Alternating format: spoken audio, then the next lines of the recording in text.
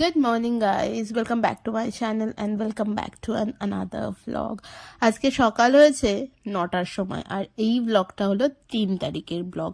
আমি অনেক লেটে ব্লগ দিই, তাই না? হ্যাঁ, কারণ আমি তো রেগুলারলি ব্লগ দিই না। আর মানে সত্যি কথা বলতে রেগুলারলি ব্লগ দেওয়ার মতো টাইমও আমার কাছে নেই। তো যাই হোক, তোমরা ব্লগ একটু লেটেই পাও সেই কারণে।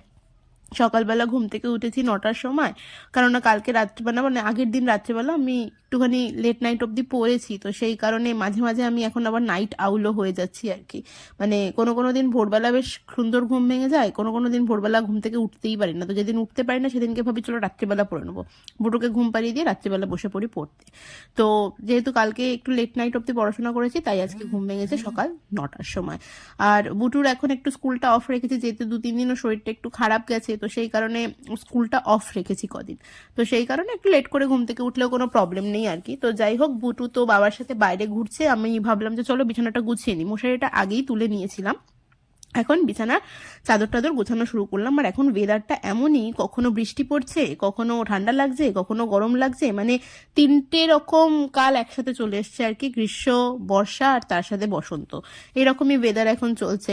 যাই হোক, কাজ করতে করতে ভুলে গেছিলাম আমার মর্নিং ড্রিঙ্কটার কথা। তারপরে মর্নিং ড্রিঙ্কটা হাতে নিয়ে দেখি এখনো বেশ গরম। তার কারণ হচ্ছে আজকে না ইলেকট্রিক কেটলিটাতে প্রত্যেকদিন বসিয়ে হালকা উষ্ণ গরম করে বন্ধ করে দিই, আর আজকে জল দেওয়ার পর আমি ভুলে গেছিলাম, আমার খেয়ালই ছিল না। তো জলটা না টকবক করে ফুটে গেছে, তো বেশি যেহেতু ফুটে গেছে তাই জন্য একটুখানি ঠান্ডা হতে সময় লেগে যাচ্ছে। আর ঠান্ডা না হলে তো মানে একটু উষ্ণ গরম না হলে অত বেশি গরমটা খাওয়াও যায় না। মানে চা কফিটা বেশ গরম খেয়ে ফেলা যায়, কিন্তু কিন্তু ওই সমস্ত জলগুলো দেখে খুব একটা খেতে পাচ্ছি না গরম। তো মর্নিং ড্রিঙ্ক খেতে খেতে মায়ের সাথে কিছুক্ষণ বক বক করছিলাম, তারপরে এ ঘরে এসে চলে এসছে ব্রেকফাস্ট। আনহেলদি ব্রেকফাস্ট করছি আজকে, কিছু করার নেই মানে খেতে ইচ্ছা করলে মাঝে মাঝে একটু আনহেলদি ব্রেকফাস্টও করতে হয়। তো বা লুচি নিয়ে এসেছিল, তো লুচি টুচি খেয়ে ফেললাম, খেয়ে স্নান করে নিয়েছি। মানে বুটুকে স্নান করিয়ে দিয়েছি, যাবতীয় যা টুকটাক কাজবাজ থাকে সেগুলো সেরে নিয়ে, মানে ওই করতে করতেই বেলা করে ঘুম থেকে উঠলে না একটু বেলাই হয়ে যায় সমস্ত কিছু সারতে সারতে। মানে ওই করতে করতে বুটু স্নান করার টাইম হয়ে গেছিল, তো বুটুকে স্নান করিয়ে আমিও স্নান করে নিয়েছি। স্নান করার পর মনে পড়েছে যে জামা কাপড়গুলো কাচা হয়নি, বেশ অনেকগুলো জামা কাপড়, বেশ কিছুদিনে জামা কাপড় জড়ো হয়ে পড়ে রয়েছে। ভুলে গেছিলাম যে জামা কাপড়গুলো কাচা হয়নি, তাই আবার গিয়ে জামা কাপড়গুলো মেশিনে দিলাম কাচতে। মা সময় পেলে মাঝে মাঝে জামা কাপড় এমনিই কাচতে থাকে আর কি। কতবার বলি যে না কাচবে না, মেশিনে দিলে কাঁচা হয়ে যায়, শুধু শুধু খাটনি করে কেন কাচতে যাবে, কিন্তু উনি ওনার অভ্যাসটা কোনোভাবেই ত্যাগ করতে পারেন না।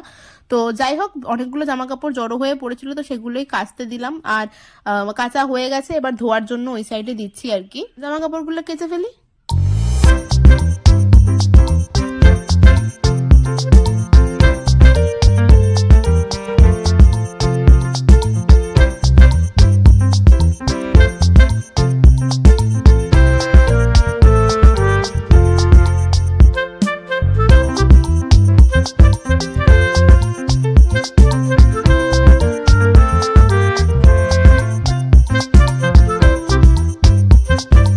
কাপড় জামা কেচে ছাদে শুকোতে গিয়েই দিন কাবার হয়ে গেছে, মানে 1টার বেশি বেজে গেছিল। তো পুটুকে প্রথমে লাঞ্চ করিয়ে দিলাম, কারণ পুটুর লাঞ্চের টাইম হয়ে গেছে। তো পুটুকে লাঞ্চ করিয়ে দিয়ে তারপরে বই খাতা নিয়ে বসলাম।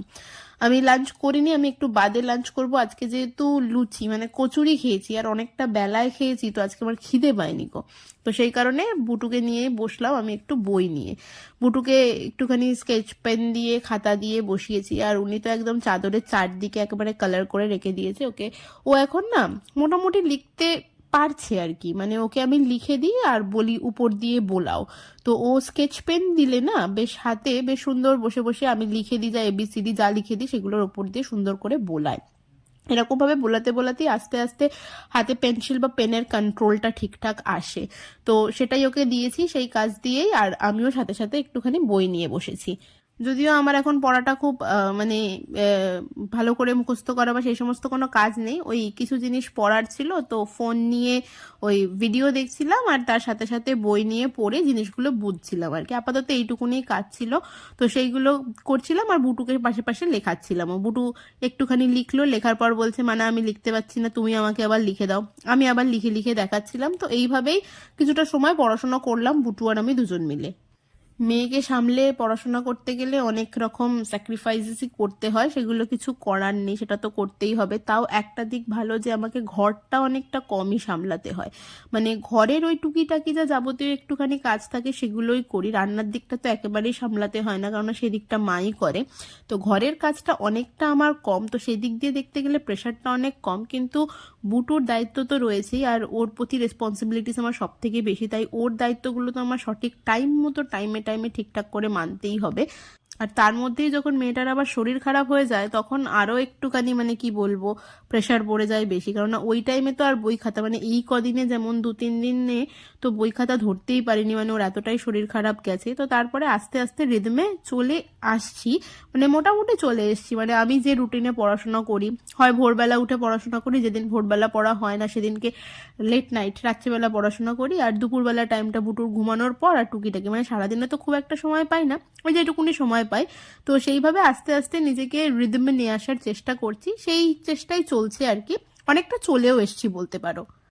এই জন্যই বলি যারা স্টুডেন্ট আছো তারা সব সময় চেষ্টা করবে ওই লাইফটাতেই নিজেদের পড়াশোনাটাকে শেষ করে কিছু না কিছু করার, মানে সেটা না খুব জরুরি, আর আমাদের মেয়েদের পক্ষে সব থেকে বেশি জরুরি, কারণ না মেয়েদের না বিয়ের পর আর মানে বেবি হয়ে যাওয়ার পর না অনেক রেসপন্সিবিলিটিস বেড়ে যায়, তখন রেসপন্সিবিলিটিগুলোকে মেনটেন করে নিজের পড়াশোনায় সময় দেওয়াটা সত্যি একটু চাপের হয়ে যায়। তবে চাপের হয়ে গেলেও স্ট্রাগল তো জীবনে করতেই হয় কিছু না কিছু অ্যাচিভ করতে গেলে, তো সেটা তো করতেই হবে আর কি।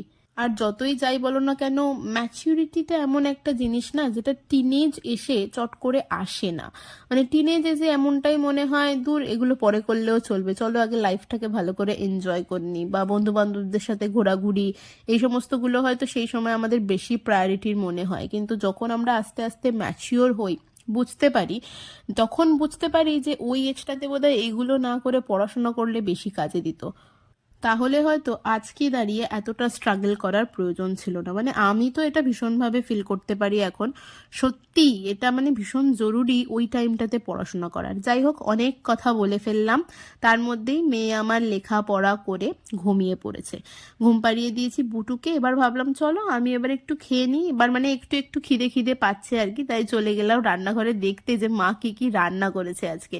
ডালটা তো রেগুলারলি থাকে, মানে ভাত ডালটা হচ্ছে আমাদের রেগুলারই হয় আর কি, মানে ভাত তো হবেই অবভিয়াসলি, আর ডালটাও রেগুলার থাকে, তার সাথে কোনো একটা সবজি আর মাংস। তো আজকে মাংস রান্না হয়েছিল বলে আমি মাংস আর ভাতই খেয়েছি, সাথে আর কিচ্ছু নিইনি।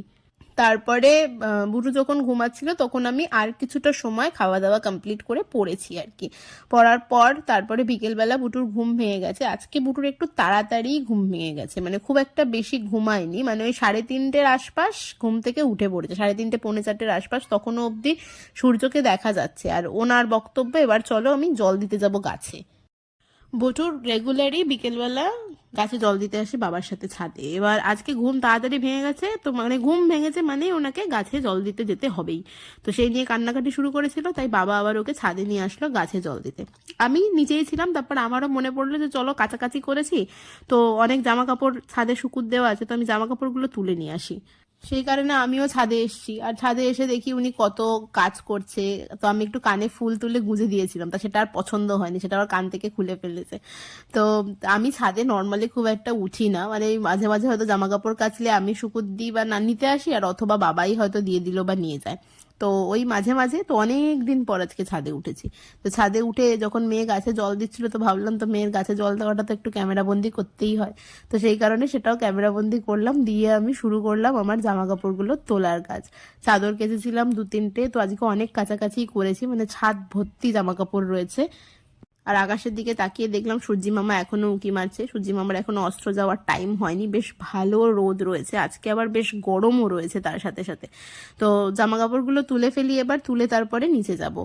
আর আমি এদিকে জামা কাপড় তুলছি, আর ওদিকে বুটুর কোনোভাবেই ছাদে জল দেওয়া বলছি, দেখো গাছে জল দেওয়া আর শেষ হচ্ছে না, বাবা বলছে আর জল দিস না, এবার গাছগুলো বেশি জল দিয়ে দিলে গাছের গোড়া পচে যাবে, ও কোনো মতেই শুনবে না সে কথা, ওর গাছে জল দিয়েই যেতে হবে। তারপরে আবার বাবা জল এনে দিয়েছে, আবার জল দিচ্ছে, মানে এই করতে আছে। তারপর জামা কাপড়গুলো তুলে আমি নিচে গেলাম, এবার উনিও নিচে আসার পরে আর এক বায়না শুরু হয়ে গেছে, মানে বায়না পর পর পর পর একটার পর একটা লেগেই থাকে। ছাদে জল দেওয়া শেষ হলে নিচে এসে বিকেলবেলা ঘুরতে বেরোয়, তো তো এবার দাদু চলো ঘুরতে নিয়ে চলো। তো বাবা যাই হোক এখন সাইকেলটা হয়ে একটু সুবিধা হয়েছে যে এখন সাইকেল নিয়েই ঘুরতে যাচ্ছে, নইলে বুটু এমনই না বড় হচ্ছে যত তত বেশি কোলে ওঠার মানে প্রয়াস বেড়ে যাচ্ছে, মানে কোনো না কোনো কারণবশত ওকে কোলেই থাকতে হবে, কোল থেকে নামবে না, মানে ঘুরতে গেলে যে হেঁটে হেঁটে যায় তা নয়, কোলে কোলেই যাবে, মানে কোলে ওঠার ওর এতটাই জরুরি দরকার পড়ে যে মাঝে মাঝে জুতো পরতে যায় না কোলে ওঠার জন্য, জানো, মানে জুতো পরে থাকলে তো আমরা নিচে নামিয়ে দেবো, কিন্তু জুতো যদি না পরি আমি তাহলে তো আমাকে কোনোভাবেই নিচে নামাবে না আমার খালি পা থাকলে, মানে এই জিনিসটা মাথায় বুদ্ধি আছে, তো মাঝে মাঝে জুতো পরতে যায় না, তো সেই কারণে এখন সাইকেল হয়ে একটু সুবিধা হয়েছে যে সাইকেলে চড়িয়ে ঠেলে ঠেলে নিয়ে যাওয়া যায় অ্যাটলিস্ট। তো তারপরে সাইকেল চড়ে বাড়ি আসার সময় আবার কি উল্টো পাল্টা কিনে নিয়ে এসেছে, মানে উল্টো পাল্টা তো কেনা লেগেই থাকে দোকানের দিকে গেলে, আর দোকানেও সত্যি কথা বলতে দোকানেও না বাচ্চাদের চোখের সামনে সমস্ত উল্টোপাল্টা জিনিসগুলোই রাখা থাকে, কোথায় জেলি, কোথায় মানে প্যাকেট ফুড, এগুলোই ঝোলে দোকানের চারদিকে, আর বাচ্চাদের চোখে পড়লে তো বাচ্চারা সেগুলোই নেবে, সেটা থেকে তো আর কেউ আটকাতে পারবে না। তো যাই হোক এসে সেই কিনে নিয়ে এসেছিলো জেলিটা খেয়েছে, তাও পুরোটা খায়নি, একটুখানি খেয়ে তারপরে বসেছে পড়তে।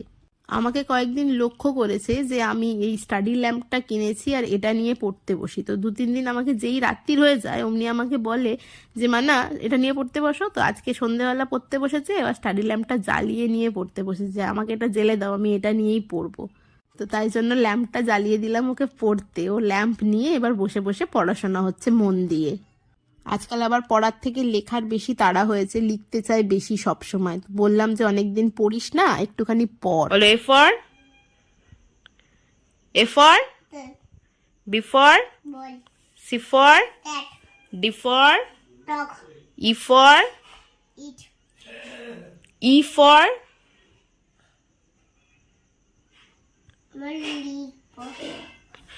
কদিন ধরে তো লিখছো, একটুখানি পড়ো, 2-3 দিন হয়ে গেল তুমি পড়ছো না, খালি তুমি লিখছো কদিন, তো একটুখানি পড়ে নাও তারপরে লিখবে, ঠিক আছে? কদিন তো হয়ে গেল খালি লিখছো, একটুখানি পড়ে নাও, পড়তেও তো হবে না বাবা। আচ্ছা তুমি আমাকে একটা টুইঙ্কল টুইঙ্কলটা শোনাও তো। না তুমি আমায় শোনাও, তুমি আমায় থার্স্টি ক্রোর গল্প পরে আমি শোনাবো, তুমি আগে আমার টুইঙ্কল টুইঙ্কলটা শোনাও। তারপর